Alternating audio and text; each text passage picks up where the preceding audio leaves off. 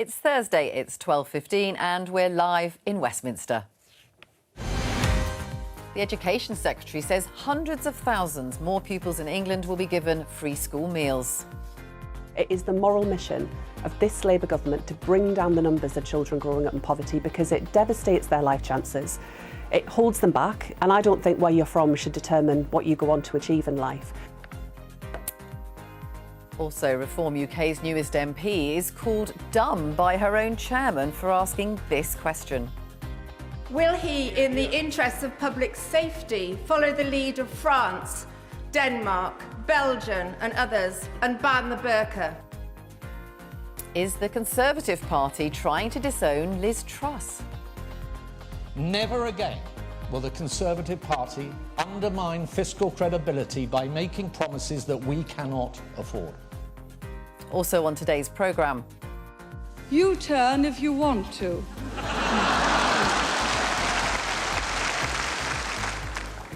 The ladies not for turning. Do leaders need a political philosophy to be successful? Joining us today, Labour MP Belle Ribeiro-Addy, Conservative MP Harriet Cross, public philosopher at Durham University Jack Symes and LBC presenter Ian Dale. This is Politics Live.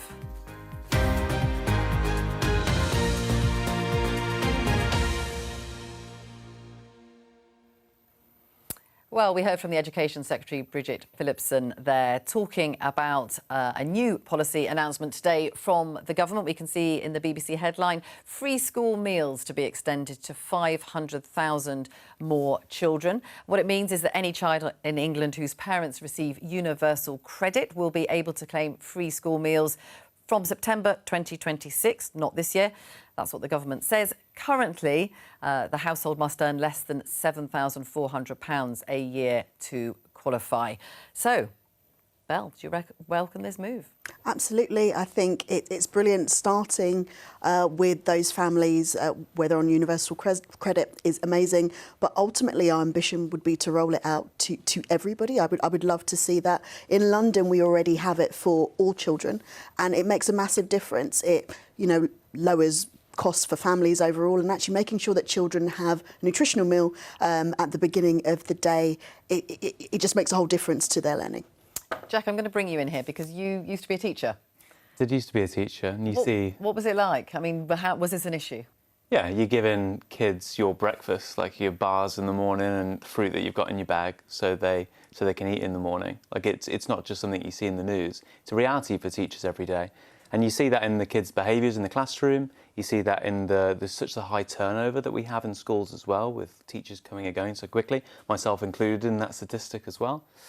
It's a step in the right direction, a huge one. I was reading, though, that there was 900,000 children in poverty who were going hungry last year by the Child Poverty Action Group.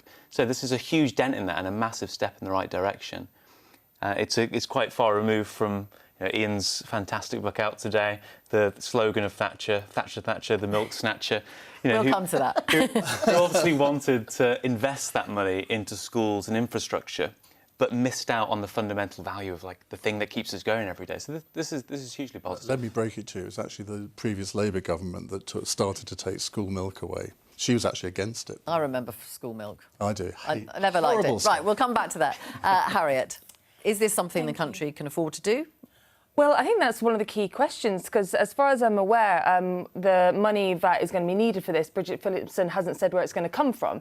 Is it going to come from existing school budgets, in which case what impact that's going to actually have on education, educational standards? We know education, and a good education is the best way to drive people, families and children out of poverty into good jobs, allowing them to have a better future. If this is actually going to impact the delivery of education at schools, as well as other policies which Labour have brought in, which is also going to impact education delivery, then it is probably not a good policy. In the long term, it will not help the next generation of pupils, of families, to actually better themselves, to increase their prospects and actually grow themselves out of poverty. Ian, is this something that should be happening? I think it's something that Labour have been committed to for a long time. But my problem with this is I would like to spend money. If parents can't provide their children with a breakfast, then obviously the state can step in. But I don't think it's just parents who are poor that aren't providing their children with breakfast. And I would have thought it was a basic role. I don't have children, so you can say, why should I have a view on this? But I think it's a basic role of a parent to provide food for your children. And if you can afford to, obviously you should. But there are too many parents, it seems to me, that just send their kids off to school without a thought of what they've actually had for breakfast, if anything. So I would like to see more of a sort of education programme for parents in a way. And Belle will come back to me and say, yeah, well, if Sure Start still existed in the way that it did. Well, Sure Start... And I don't have a problem with that. I think there is a role for sort of local people. I mean, not the state to have some sort of task force of people going into schools. It has to be done locally. So parents, if they don't understand the real responsibilities of parenthood, that there can be some sort of education system for them. Bill, what do you say to that? No, absolutely don't disagree with that. I mean, you have to remember something came out from the IFS recently showing that for every £2 for every £1 invested in Sure Start, it generated £2 in terms of different outcomes. So you're absolutely right. Other interventions are needed. I think lifting the two-child benefit cap, that would make a massive difference as well. But ultimately, isn't that what our social interventions as a government is meant for? To help those that are the most vulnerable, to intervene where there are issues, and doing something simple like providing these free school meals is going to make a massive difference. And that's why I said I would love to see it done universally. Well, I know, but we have a situation in the country at the moment where the government is the first to say we've only got so much money. So in the end, it all has to be about priorities. So in a halcyon environment where economic growth was 5% a year, everyone was well off, you could do that sort of thing. We know we're not in that situation at the moment, so the government has to make a choice. Yeah, but early interventions should absolutely be one of those priorities, and this is one of those early interventions. Harriet, what do you say to this? I mean, it's the role of the parent, Ian is saying that a lot of the people on universal credit will be in work. Yep. And the argument from some is that they're just not doing the job properly that a parent should do in some cases. Parents have a responsibility for their children. They have the ultimate responsibility for their children. The state don't. The state have a role in ensuring that parents have the opportunity and all the options available to them to better themselves and by proxy, therefore, better their children. But I'm not a parent, but I would hate to be a parent and not take full responsibility for all aspects of my child.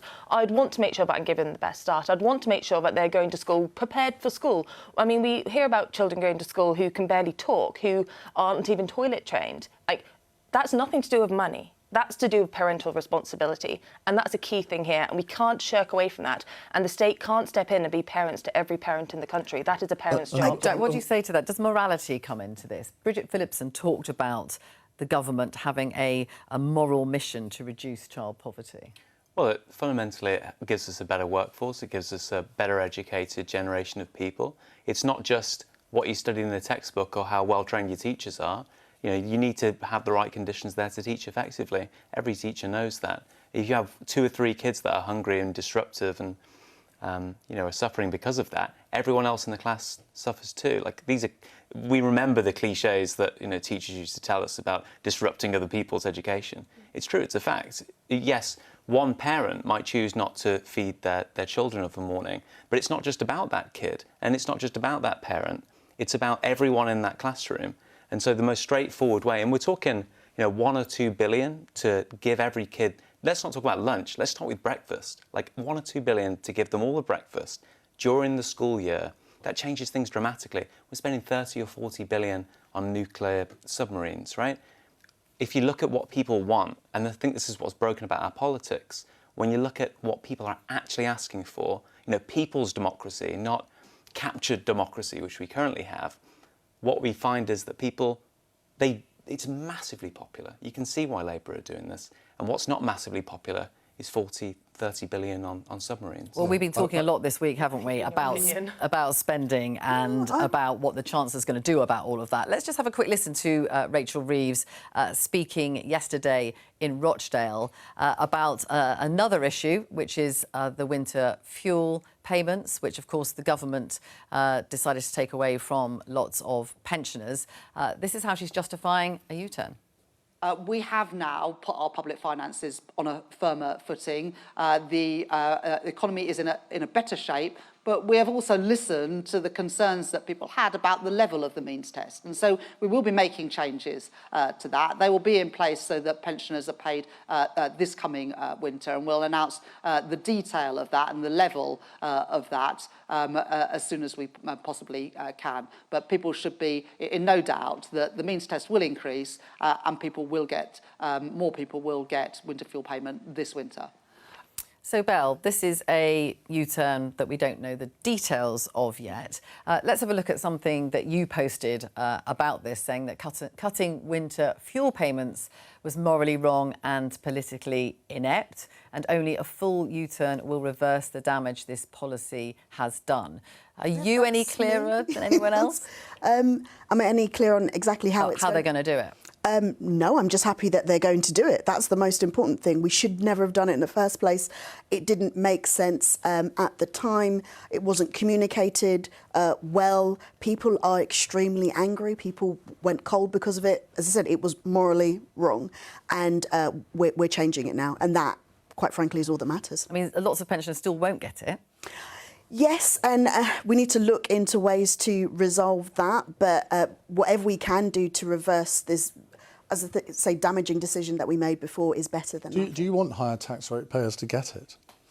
Do you know what? There's a way we could deal with that. Progressive taxation. It's that easy. The problem is that if we don't make it, if we don't carry it out in the way that we have previously, people could fall through the gaps, and that's not right. And if we're finding that there are some people that are ultimately getting it that shouldn't because they have more money, some progressive taxation. I'm a bit concerned about our taxation system at the moment. That's a whole different subject. But yeah, there's other ways we could get it back if people who are rich get it. This whole thing has been a shambles for Labour. It should never have happened. I mean, why they did it is the first thing. If you want to raise, what was it? Was it £1 billion, £1.5 billion? £1.5 billion. If you want to, I mean, they were talking about the 22 billion black hole. I mean, we can argue about whether that was accurate or not, but let's say it was for argument's sake. If you want to cut spending by that amount, there are all sorts of different ways you can do it. And yet this was the first thing before a budget that they chose to do. Economically inept, politically inept.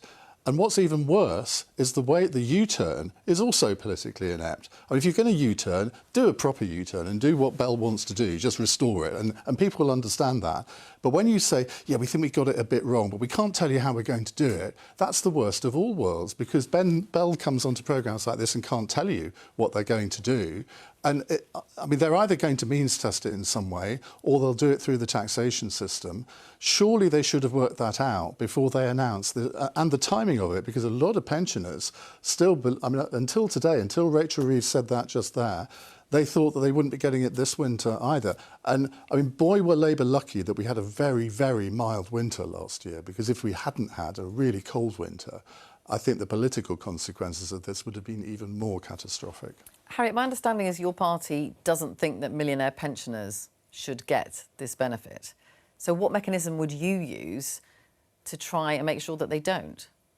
Well, I think the most important thing first to say is that we would not have cut it to begin with. So we would not be in this situation now, and Labour have got themselves into this position. You're happy that millionaire pensioners do get it? Into this position, and therefore it's up to Labour to decide how they are going to perform their U-turn, which as Ian's rightly said, is being done very slowly and very, very stop and starty. But your party usually has great suggestions.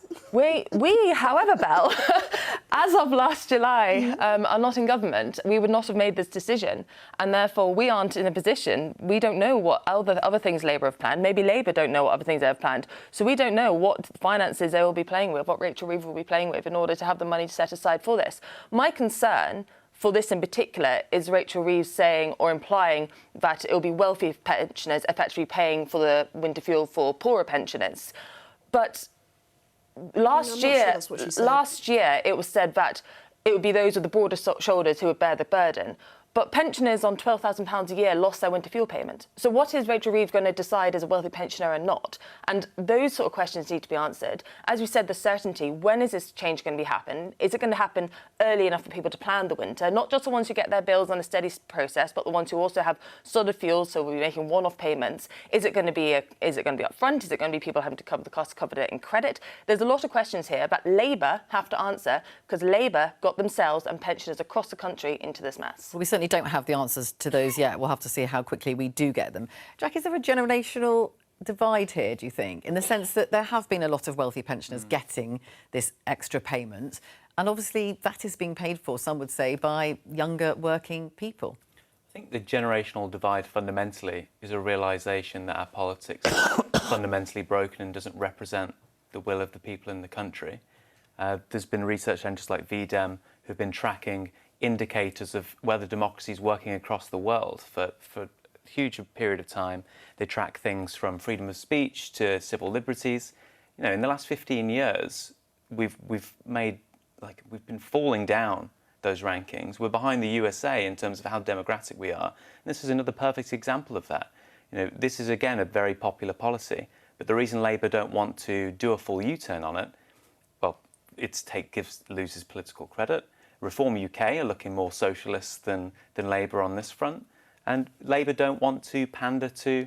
They don't want to look like they're giving money to people who have lots of children and scrounge off the state, right? But fundamentally, people want this. They want the U-turn. But we're stuck in a politics where we've got career politicians that are captured, politicians that fundamentally, have other interests than representing the people. Who's going to defend politicians? Who's going to defend politicians? Well, let me defend. Okay. I'm not one, so let me. Thanks, Ian. Let me defend Alan. I mean, if you look at the House of Commons now, there is a huge range of people in there. Yes, there are some career politicians, but why not? Why not have some people who haven't maybe been scarred by life and sort of more idealistic in their approach? But we've got more people from the armed forces than in any parliament, I think, since the 1950s. I think that's a good thing. We have more teachers. We have more people from the medical professions. There's a Labour MP, Peter Prinsley, who's been on this programme. He's 67. I don't think he ever expected to win the seat. But he, until the last few weeks, was a surgeon in the Norfolk and Norwich Hospital. Well, I mean, why not have older people becoming politicians and get rid of this idea that if you aren't in Parliament by the time you're 40, it's too late? No other country looks at it like that. I think we have some excellent politicians, and like you, Vicky, I interview them all the time, and some of the new intake from all three parties. I mean, you've got an example with Harriet here from the new intake of Conservative MPs, but the Liberal Democrats and Labour have some really, really good people, and we shouldn't just reduce them all the time. I wouldn't say it applies across the board. I'm not saying that it's every MP by a large stretch. We got 1,000, is it 1,200, 1,400 across the Commons and the Lords, and I think there are a significant number of people who do take on, who are captured by lobbyists, who will follow party lines and will follow the whip, and I think that's a problem for our politics. I think we've got the worst housing crisis in Europe. We've got the fewest homes that people can move into, which my generation are the ones that are facing the brunt of that, off the back of, Thatcher's government, which I'm sure... We're coming to that. Right, we're going to come back to that. Hold that thought. I mean, it looks like a fantastic... He's doing a good job. And we've got the most expensive train tickets in the whole of Europe. Hold that thought. These are things that people want addressed. It wasn't. Right. She didn't privatise the railway. We're coming to that now, please. Let's just quickly, you talked about new MPs. Let's go back to yesterday. It's a row, actually, that's blowing up in Reform UK because of this question yesterday from their newest MP. Sir, poaching. Yeah. Given the Prime Minister's desire to strengthen strategic alignment with our European neighbours, will he, in the interests of public safety, follow the lead of France, Denmark, Belgium and others and ban the burqa? Yeah. Prime Minister.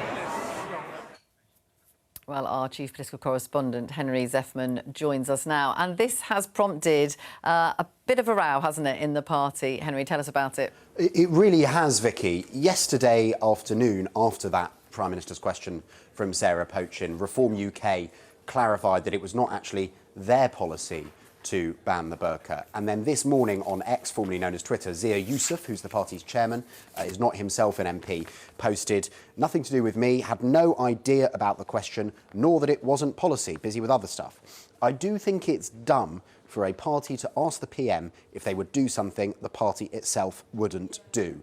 Now, in the absence of another explanation, that is the chairman of Reform UK calling one of their 5 MPs' approach to Prime Minister's questions dumb, That's quite something in terms of party discipline. That said, you have had others of those 5 MPs, Lee Anderson, for example, endorsing Sarah Pochin's call to ban the burqa. So I think going forwards, perhaps the greater significance of this, never mind discipline within this small political party, is that this small political party, which is leading in the polls, which did very well at the local elections, appears to be nudging towards a position where at least some of its MPs, many of its MPs, perhaps most of them, do back banning the burqa. And in terms of public policy, that could potentially be of huge significance. Well, we did ask Reform UK for an interview, and sadly they haven't come back to us, but thank you for filling us in on all of that, Henry. Let's move on to a speech that's been made this morning, in the last couple of hours, from the Shadow Chancellor, Mel Stride. And in it, he has gone back to the days of Liz Truss and apologised for what's become a rather infamous mini-budget in 2022. Let's have a listen to what he had to say. For a few weeks, we put at risk the very stability which Conservatives has always said must be carefully protected. The credibility of the UK's economic framework was undermined by spending billions on subsidising energy bills and tax cuts with no proper plan for how this would be paid for. But the damage to our credibility is not so easily undone. That will take time. And it also requires contrition. Well, the former Prime Minister, Liz Truss, I think she's probably getting a bit used to having these kind of criticisms directed at her. She has hit back at all of this, and she has said that in attacking the mini-budget, Mel Stride sides with the failed Treasury orthodoxy. Stride is a creature of the system. Harriet, is your party trying to disown Liz Truss? I think we need to look back at what happened last July. And last July, the public very clearly told us that they did not want us back in power at that time, and we'd got things wrong. So we can either pretend that the public are wrong, or we can listen to the public and actually learn some lessons. And I think the second of those options is probably the sensible one to go by. We know that at the time in the mini-budget, that is when a huge amount of trust was lost in the fiscal credibility that the Conservatives had built over generations, which we were proud of, are proud of, and certainly something that I really want to ensure that we get back on being. Because the Conservative Party are for sound money. We are for sensible decisions. We are for being pragmatic and sensible and a safe pair of hands for the public finances. If that means that we have to look back to the past and say, we got that wrong, or that was not the time for this, or we went too far in one way or another, we will say that. Because why is it taking you so long? I mean, it's a year since the general election. Why is it taking so long? I mean, I don't know. I'm not in the shadow of the team. I mean, Labour have been using this, haven't they, as an attack? They have been using it as an attack. And so you've now decided you have to respond. They have for many other things. But I think also, I mean, yes, we can look at what we've done and whether or not it's taking us a year to acknowledge it. But I think also then we can look at what Labour have done themselves, and they can fire as many stuff at us as they want. But if you look at things that they've done to business and the economy since their time, I mean, the economy was growing when we passed it over to Labour last July. It's now had its forecast halved. Inflation was on target. It's now at 3.5%. Unemployment is 10% higher than it was. So whether or not we said sorry or apologised at the right time or not, depending on who's asking the question, what Labour are doing now currently and is actively having an impact on people's lives today is demonstratingly worse than what was happening then. So if Labour want us to learn a lesson and say sorry a year on, I'll hold my hands up. I do not think the mini-budget was what the country needed at the time, despite thinking that it is right to think outside the box. I think that is a credible thing to do. I think, as we've heard before, as Jack was saying, that too often politicians think the same way. But if at the moment, as we're seeing with Labour, things are getting worse, the economy's getting worse. I know Rachel Reeves said yesterday that, we can reverse the winter fuel because the economy's getting better. It is not. Let's bring Bell in on that. So do you think now that Labour has their own answers that they have to give about what's going on with the economy? You can't just keep harping back to what the Conservatives did. No, you're absolutely right. And coming from someone who doesn't necessarily agree with everything my government is doing, you do have to accept that we had 14 years of your party's failures, and we're not going to be able to reverse that immediately. So many awful things. It's getting worse. So many. Well, why would it not get worse after all of the things that have been Labour done? are going to come in and fix everything. Yeah, just like that. I don't Labour know. had a plan, Do you know didn't what? they? Just like that. I don't think you can say that we should be able to immediately fix things just like that. Like I said, I wish there were other things that we were doing because I think that would help us recover better. But at the end of the day, the damage that you did, what your party did, to be fair, you weren't there, was so huge. And you know what? One thing I will say is after this year, maybe slightly into next year, I think it would be wrong for us to keep blaming you. The Conservatives continue to blame Labour up to 14 years afterwards. You were still talking about the last Labour government and blaming every single one of your failures on the Labour government that was 14 years before you. I don't think we should be doing that. But in this first year, I wholly accept that there are some things that we're going to point at you for. Did putting £25 billion of costs onto businesses in the first budget make things worse or better? Things have been very, very difficult in this past year. I am not going to say that that hasn't been the case. Did increasing spending by $70 billion in the first budget make things worse or better? Yeah, but we are going to have to increase spending in some areas. At the end of the day, do you know what's really caused problems? And this is where I think you guys were right to condemn, or Mel Stride was right to condemn Liz Truss. It was cuts. And whilst you've now acknowledged that she's done something wrong, I don't want people to learn the wrong lesson from this. The issue was cuts. People are not going to invest in a country, or companies are not going to want to invest in a country that doesn't even invest in itself. We have to spend more at the end of the day. We need to look at more creative ways in which we're sustaining the economy, but cuts are never going to be the answer. And even though you've acknowledged that she did something wrong, you do not acknowledge that cuts are not the answer. Growth is the answer. And Labour came in saying growth would be the answer. You are not going to get growth with cuts. You're not going to get growth by taxing businesses into the ground either. We're not taxing businesses. Because businesses grow the economy. The government doesn't grow the economy. We are not taxing businesses into the ground. And at the end of the day, we will need some form of taxation. Those companies, as far as I'm concerned, that aren't paying their fair share of tax should absolutely pay more. And the wealthier should pay more. And that's just the fact. That is how we're going to get but to. The wealthy are leaving the country because they're being taxed too much. Let's bring Ian in here just briefly about all of this, because the fundamental to this argument is how long Labour will blame the Conservatives for the difficulties that they are also now facing. Do you think what Mel Stride has said today is in any way going to undo the damage of the Liz Truss mini-budget? It's not unusual for a government to blame its predecessor. The Conservatives in the 1980s were still blaming Labour for their woes in 1987. They were blaming for the last winter year. for discontent. So this is nothing new. I think Mel Stride is very ill-advised to make this speech today.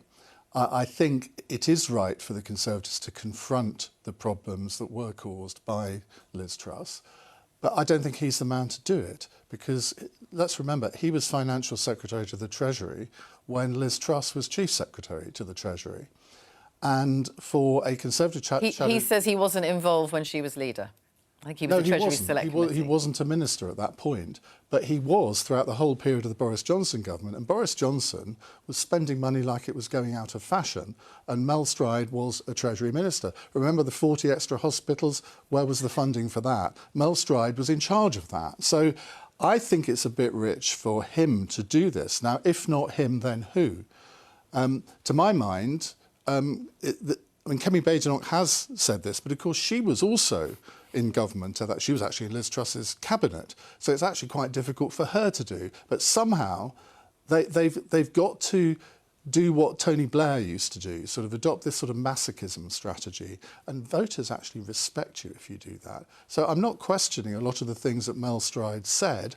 I just question whether maybe he was the right one to say it. Jack, do you think masochism strategy, is it about trust in politics, do you think? I think it's fundamentally about trust in politics, but I suppose we're all sort of agreeing on the same page here. I don't see much difference between us. I think Harriet's exactly right when she says the Conservative Party need to recognise what the electorate said to them, and they do need to distance themselves from Liz Truss's policy.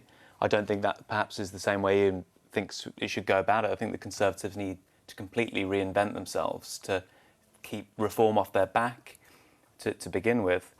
I think Liberal Democrat voters back. And get Lib Dem voters back. I think if you asked, I was in London a few days ago and I was coming on Politics Live and asked 10 people at the pub if they could name the Conservative party leader. Like 2 people could, right, out of 10 people. But people know who Nigel Farage is. Obviously, people know who Keir Starmer is. Like the Conservative Party, from the outside, they look like toast when we're looking at Reform UK and their rise at the moment. So they do need to reinvent themselves, and they can't stay with what happened with Liz Truss, of course. Harriet, how do you reinvent yourself?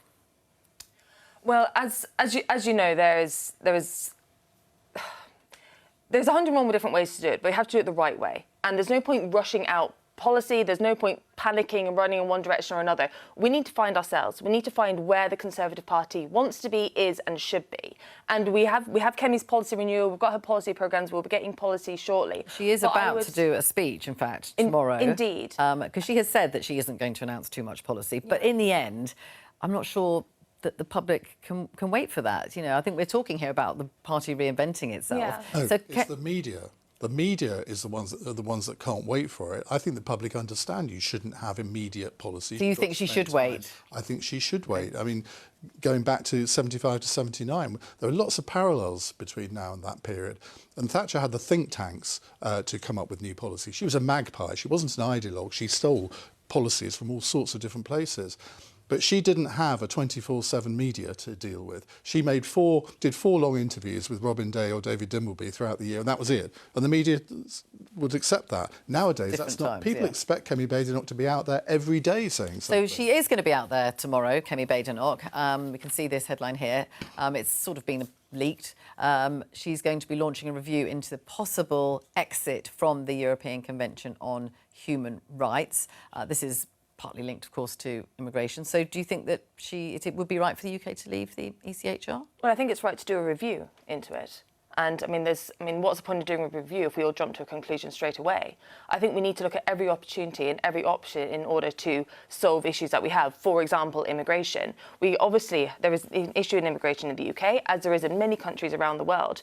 We can go with a gut instinct and see if that works, or we can actually look at processes, look at what might work, do a review into the ECHR, actually take this properly and actually do it in a way that we can get to an result which actually brings change to the country, changes the immigration system, make sure that the numbers are coming down. And then we can do that by example, as Kemi's saying, she's going to do a review into it. Don't preempt the answer. Go in with an open mind. I mean, that's what we're meant to do, isn't it? Like, I think as we were talking about earlier, sort of orthodoxy, that's just assuming things are always going to be the same and it's always the same answer to something. It's not always going to be the same answer to something. That's what review is for. Now, Ian, you've talked there, and we've mentioned Margaret Thatcher a few times already. Jack has. Yes, I've been bribed heavily. New publicist. Philosophy doesn't pay as well as it used to. You've written this new book on Margaret Thatcher, and you have talked about how you've done it really for a new generation. I was doing a little bit of research about the ages of the people around this table, and it's possible that only you and I remember that much. I remember being at university when she was ousted, and I was the only one. I had a thing called a portable TV, and we sat round and watched her final moments as she left Downing Street. Why have you decided to do this? Because she left office 35 years ago. Imagine we were now in 1925 as opposed to 2025. I would be writing a book about Disraeli. And I think a lot of younger people who've grown up in that time. I mean, Harriet was telling me that she was born just before Margaret. I'm giving away your age now. A few months of Thatcher. A few months of Margaret Thatcher. But a couple of years ago, I broke my hip and I had to get a personal trainer. I know this sounds terribly pretentious, but he's 25. And when he found out what I did for a living, we started talking about politics. And he said, now, Margaret Thatcher, I've heard of her, but what did she do? And I was thinking, oh, my God, he doesn't actually know that she was Prime Minister. And if you think the consequential Prime Ministers since 1945 would be Clement Attlee, Margaret Thatcher, and we could probably argue about Tony Blair. And for a younger generation to have grown up without really knowing why she did what she did, how she did what she did, and what the longer term consequences have been, that was what's really driven me to write this. So this is not, and this is, look, it's a short book, so it's not meant to be a full-scale record. Charles Moore has written a 3,000-word, 3-volume biography. I'm not trying to compete with that. I want people to understand what she was about, her successes and failures. I mean, I am very pro-Thatcher, but I've tried to write a book that is reasonably balanced and points out her failures as well. Jack? I think the book looks brilliant, and I'm part of the generation born after Thatcher's time as Prime Minister. I've read the review that Mary Beard left for the book, and she said, Ian's got the rare gift of finding something positive to say about Margaret Thatcher. And there's a joke there about the book being so small, if the low-hanging fruit, which I won't grab for. But do you think Margaret Thatcher's still having an impact? I mean, yeah, lots of politicians evoke her. I think she's still having... She's a mixed character. I think Ian points out from what I've read about what's in the book, the nuance and mixed character of Margaret Thatcher. I think there are lots of critical things to say about her as well, obviously, and I don't think... You talked about housing, didn't you? Yeah, again, in Mary Beard's review of Ian's book, she says in the 1970s we're on average building 100,000 homes every year, and by the end of Thatcher's government we were building 8,000. So I'm born straight after Margaret Thatcher was Prime Minister, when it went from 100,000 homes to 8,000 homes, and we're always talking about my generation not being able to buy houses. At the same time, I don't think we should be learning lessons from Margaret Thatcher.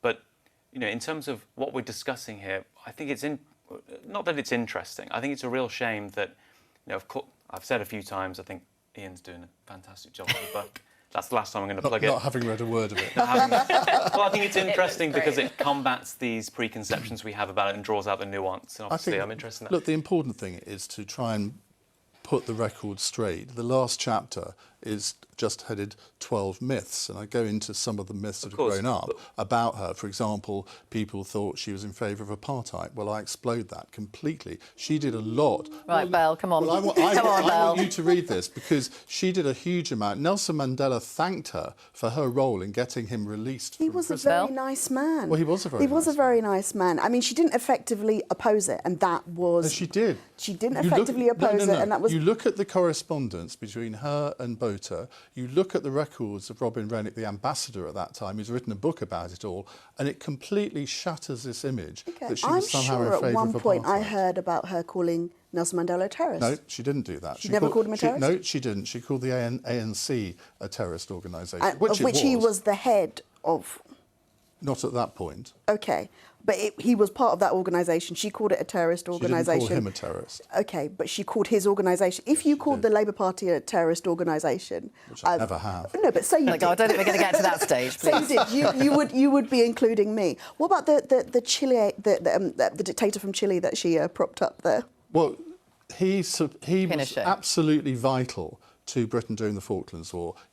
Chile gave us lots so of... that was OK? Let me explain. Yes, it was OK. Oh. Because what he did was give us intelligence as to when the Argentinian planes were going to take off to bomb our ships.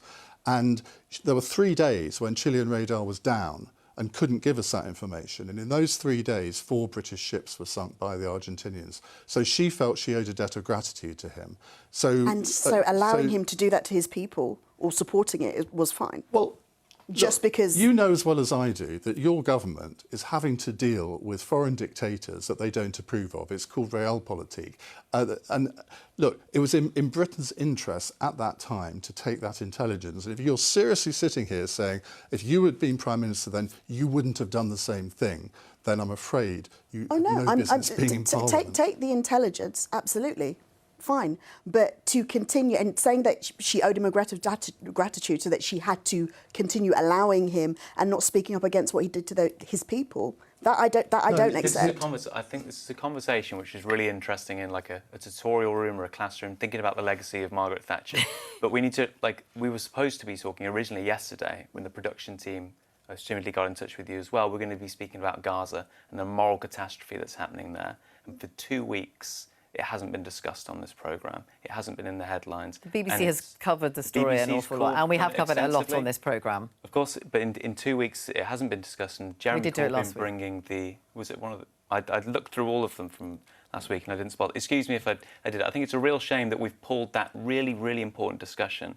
I mean, I've been promoting Ian's book as much as anyone on this panel, so I'm more than happy to talk about Ian's book. It's just a shame that I think we got our priorities wrong. And I think again, this is a problem not just with our politics, but in terms of our media, right? In terms of what we are discussing. What about if we are talking about Margaret Thatcher? Just finally, her impact. Yeah. Still resonating. If you look at this here, Keir Starmer praising Margaret Thatcher for bringing meaningful change to the UK, and it's not just Conservatives who evoke her memory. Why do you think that is? It's because she believed in something and acted on it. She wasn't changed by the wind. She wasn't changed by public opinion necessarily.